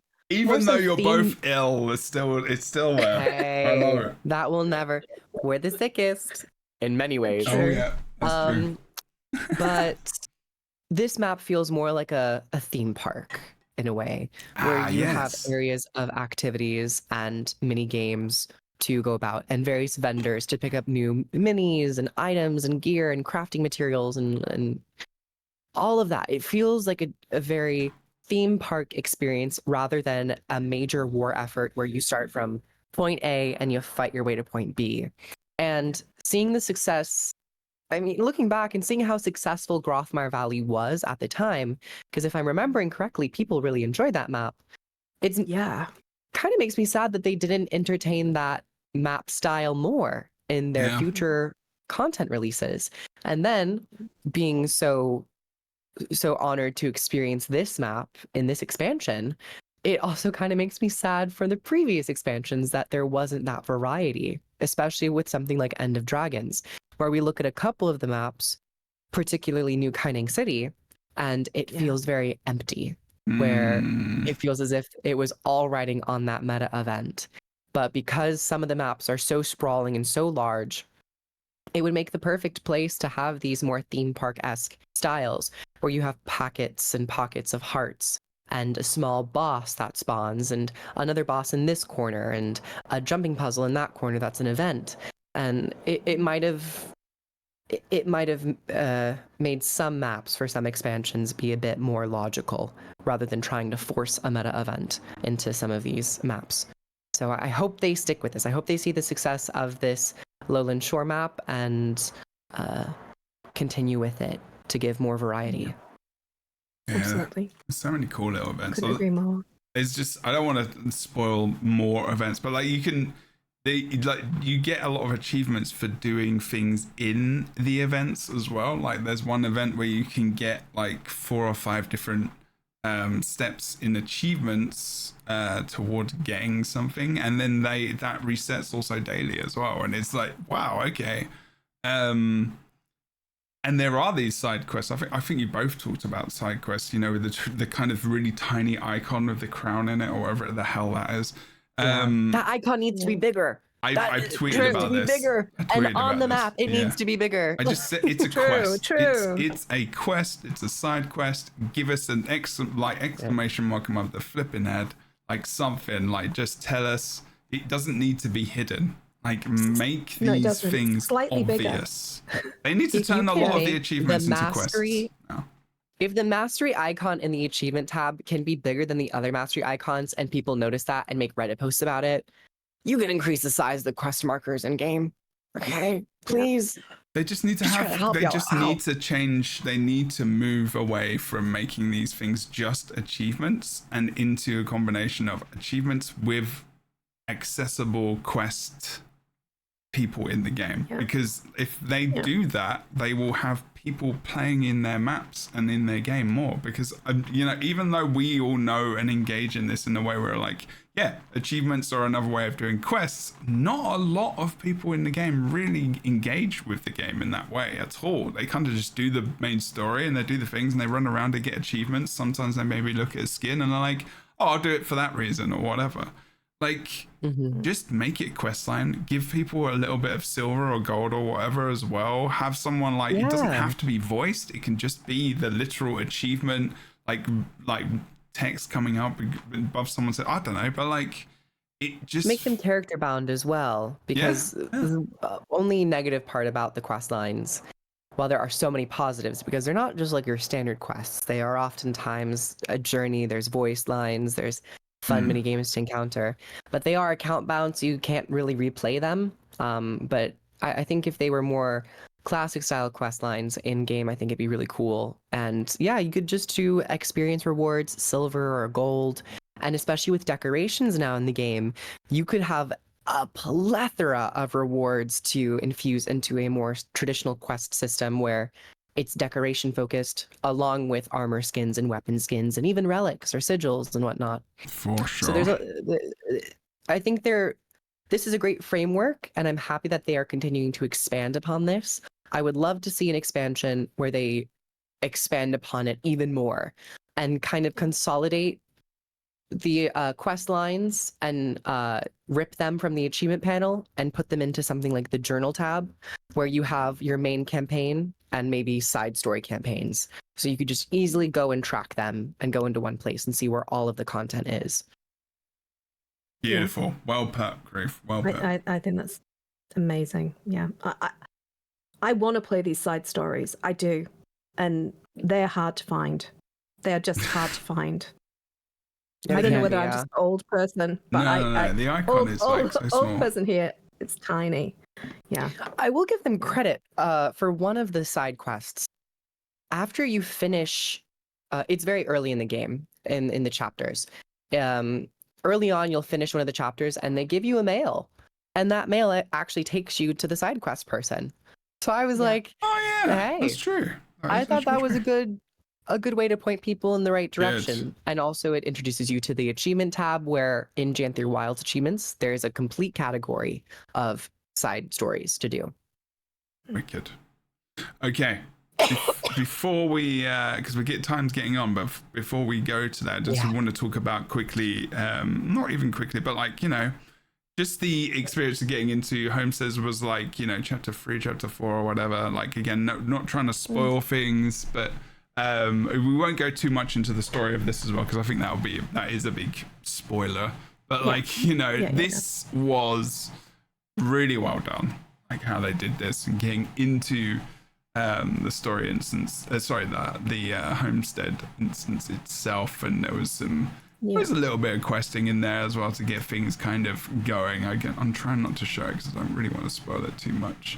I didn't actually do much in here as far as I remember on my stream, because I was like, I want to, before I do anything, I want to get the masteries done, and I want to have a bunch of materials so I can just make everything that I want to do.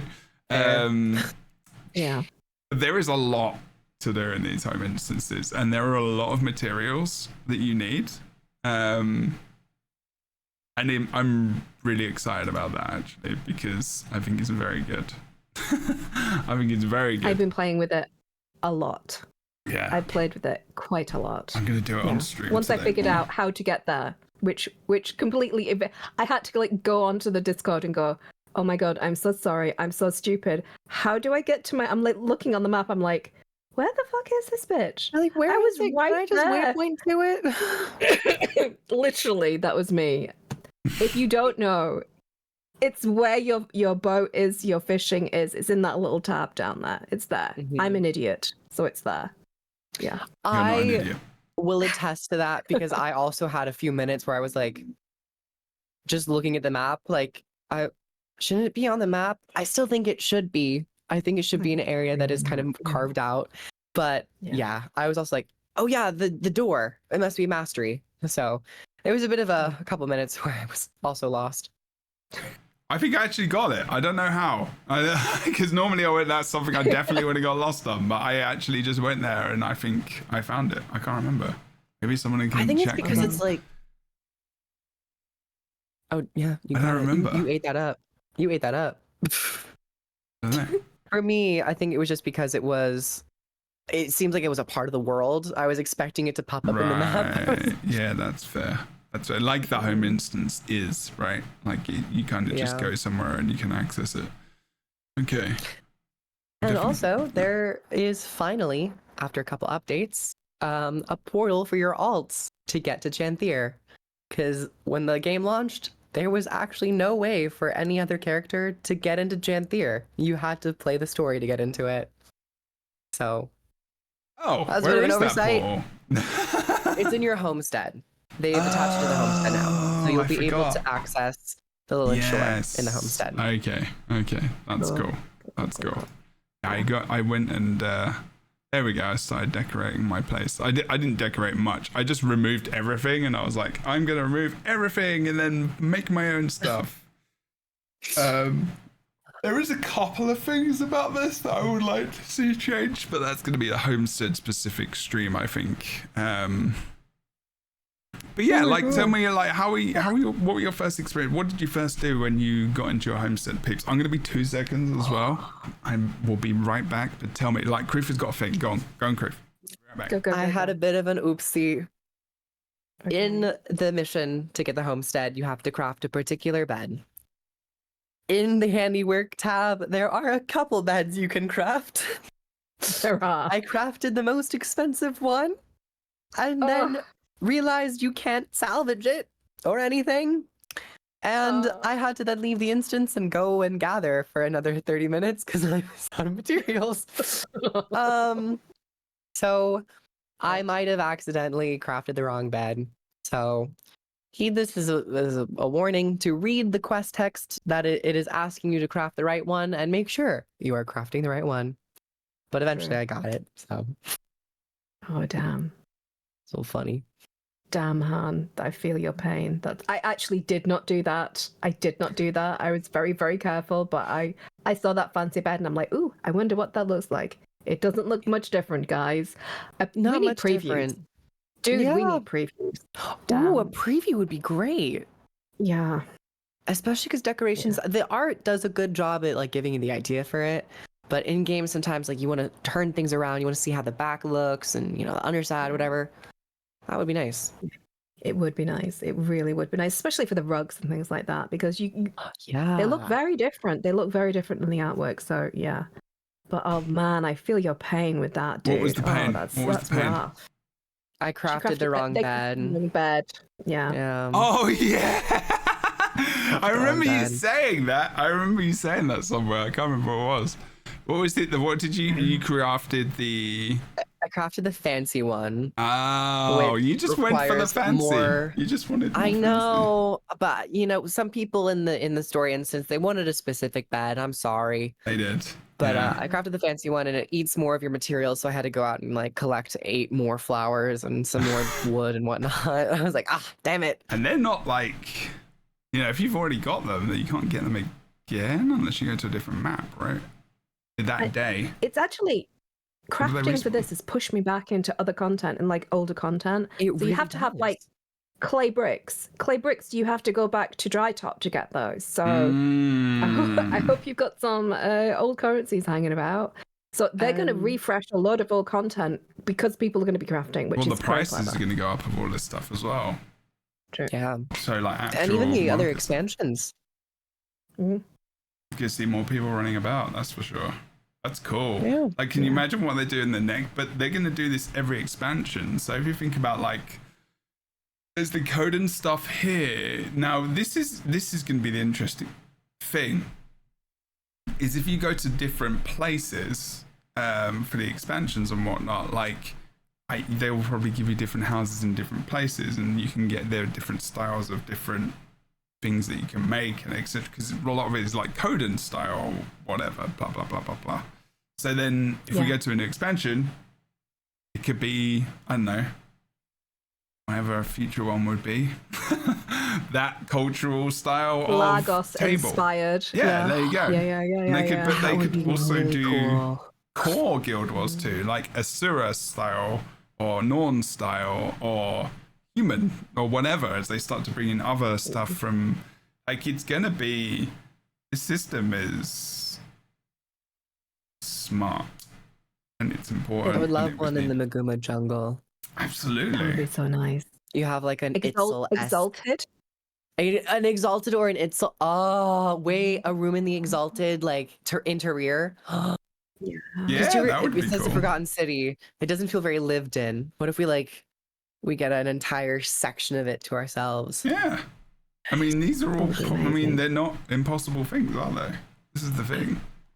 You go back to those regions for a little bit more of the expansion. Like, an expansion doesn't necessarily always have to be about new stories. Like, it could be going back to areas or nearby, like, old expansions and having more maps, and like there's new enemies that are involved on, in those regions still, and they then give you a home instance and you can, how many times have we said that there are totally so many unutilized maps of the old world and the expansions? It's crazy.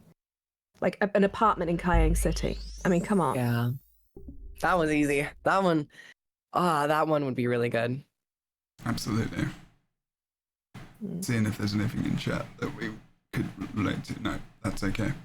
Well, I think is a first impressions-y kind of podcast, trying to avoid spoilers. I think that's pretty good. Unless there's anything else specific. There's quite a lot to talk about.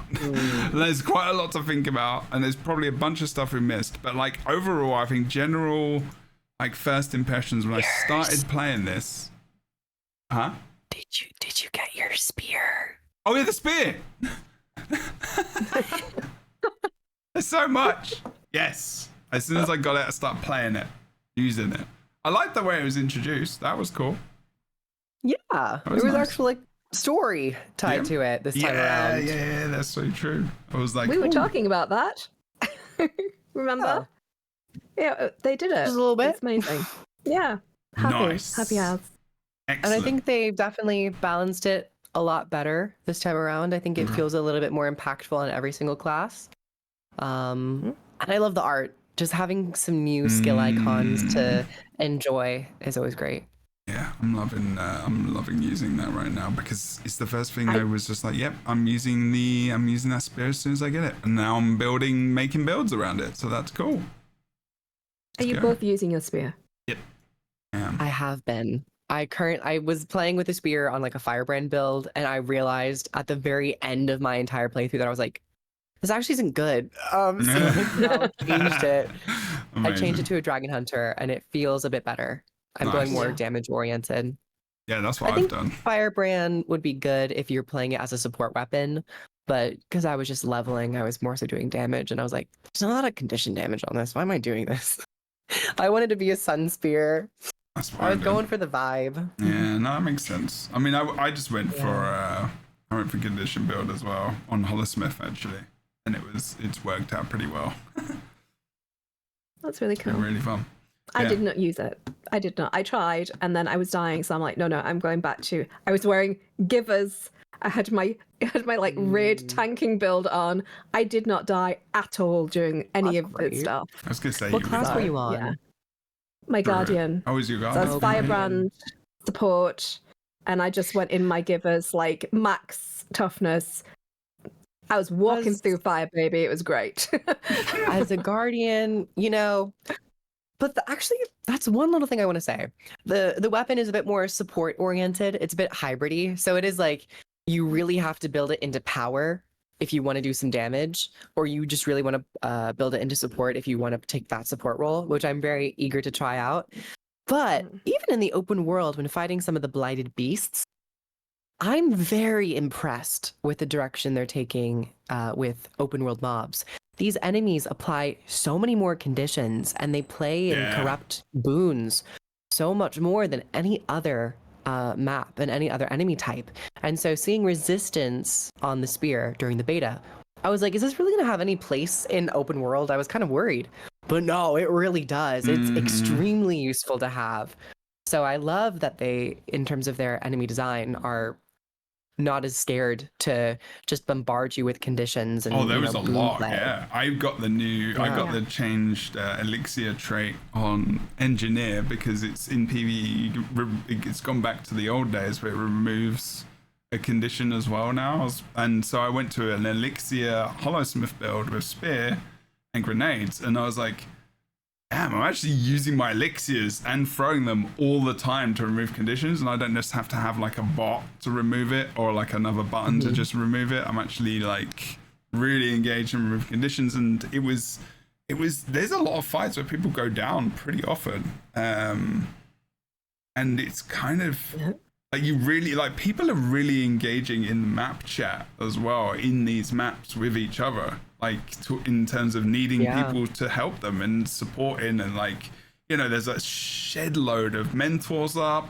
There's like 3 or 4 commanders up sometimes on the same map because they're doing different events that people need achievements for, or even to just farm. And then you've got the rift events as well, because rifts are different now in this map. They're not cryptus. They're flipping thingamajigs. Blighted beasts. They're blighted beasts. That's the one. They're blighted beasts. Which we're going to talk about. Surprised by the return of rifts? I was a little bit, yeah. I was. Well, I was expecting. I was like, are they going to have rifts and it's just going to be cryptus? Because they were talking about. I guess this is a spoiler alert, because they were talking about how they've encountered the cryptus, right? Like they actually encountered them, and they lost a lot of folks to that. So I was like, oh yeah, so that means they're here. So that means we're just going to keep seeing them, I guess. And it wasn't. It was just like, it was the Blighted Beast. And it's just like, and there's a champion and there's like other ones and they're actually kind of difficult rifts. They're not piss easy like the other ones. They're actually pretty good. They're so fun. And I have a brief plea. If anyone at ArenaNet is listening, we have rifts that pop up across all the expansions and the core of Guild Wars 2. But they're all Cryptus. And now that we have some variation in rifts, and I wouldn't mind if we saw more different, rift types in future expansions, because I kind of like the system now. I hope that they go back and maybe add a chance where you have a 50-50 chance of either spawning a Cryptus or a Blighted Beast version. Because I think with rifts, one of the major downfalls was that it was all monotonous. It's just you were fighting the same ones every single time. And so you really got burnt out on it. If you're adding more variety with these rifts now, I hope they go back and mix it up a bit.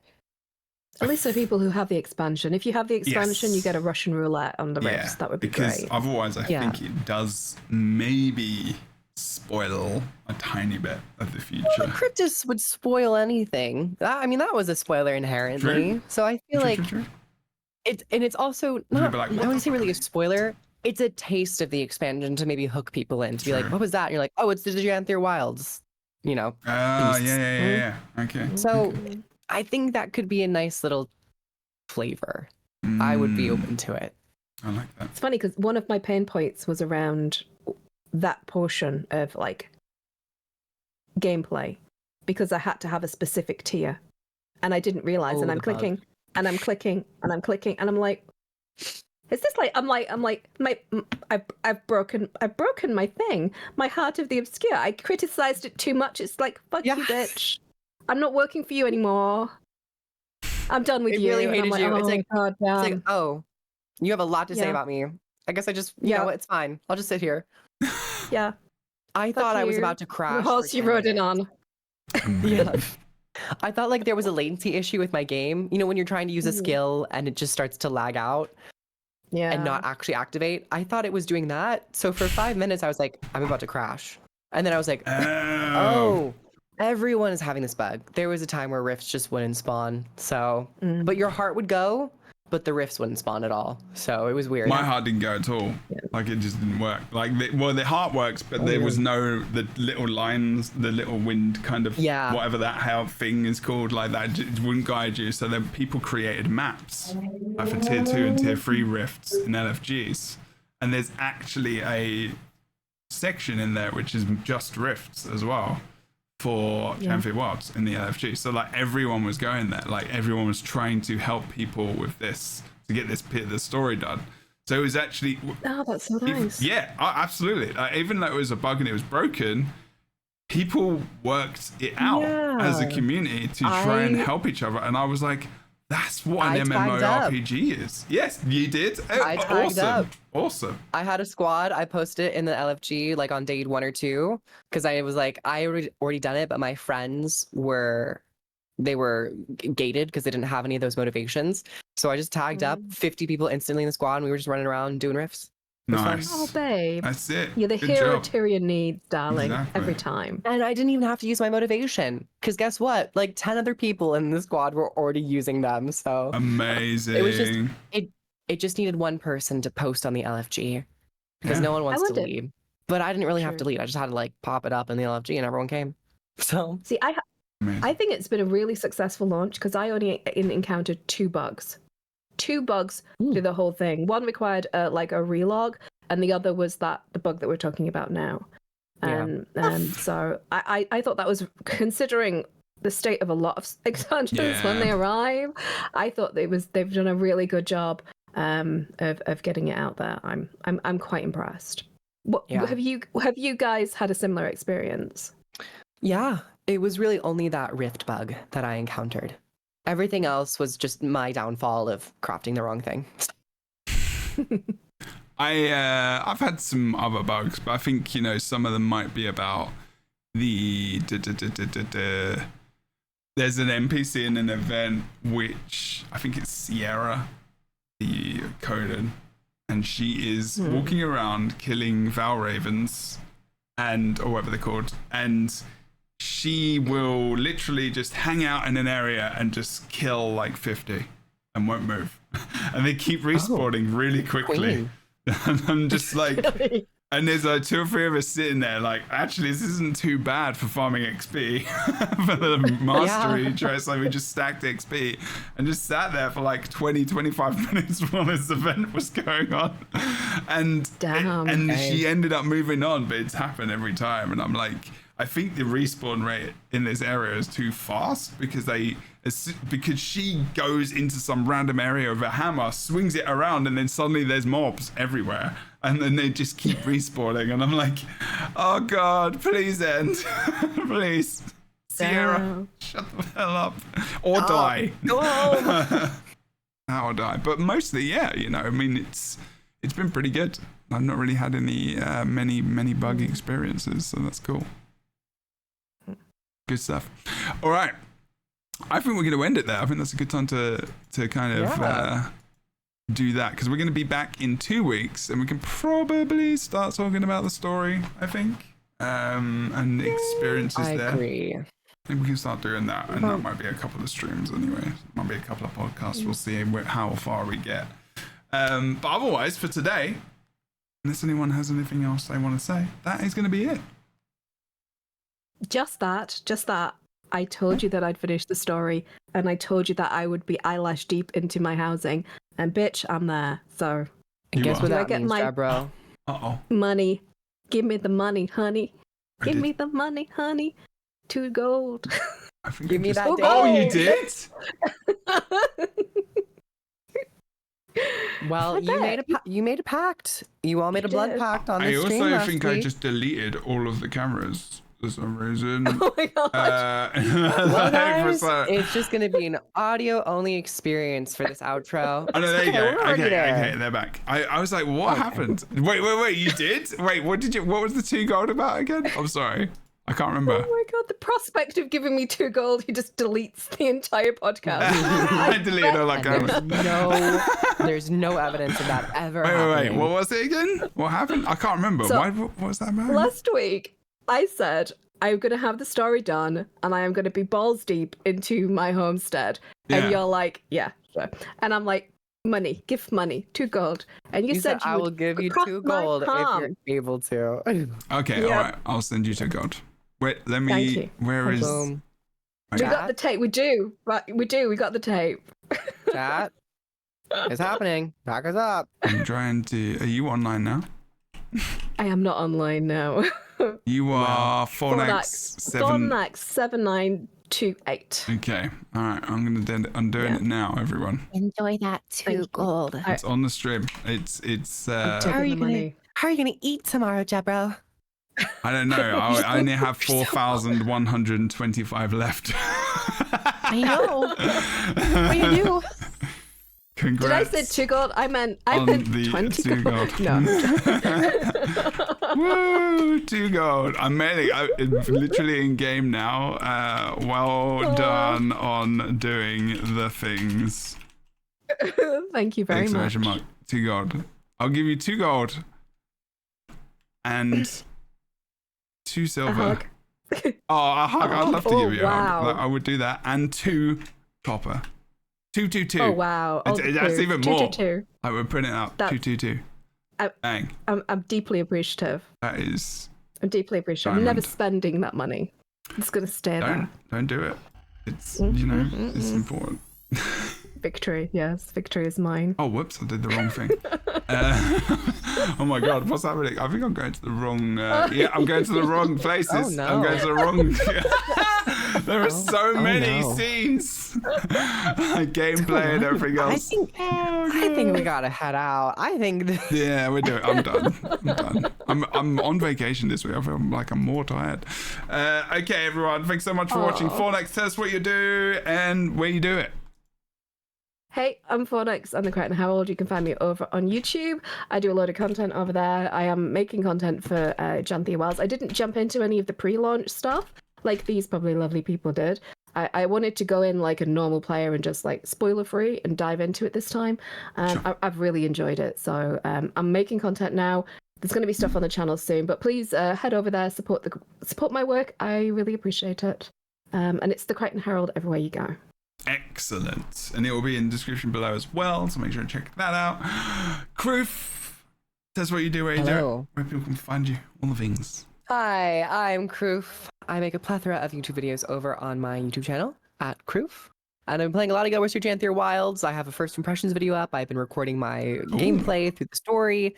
So I'm going to be posting some abridged story experiences. I have a siren in the background going by. It's okay, I'm Pause for putting music talent. up. Hold for talent. Talent is crossing. Talent is passed. And I stream here on Twitch during the weekends. I am going to be doing these side stories because I tried to do a stream beforehand.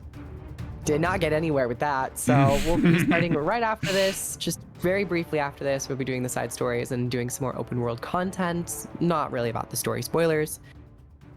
So yeah, you can find me everywhere online at Kroof. Thank you so much for having me.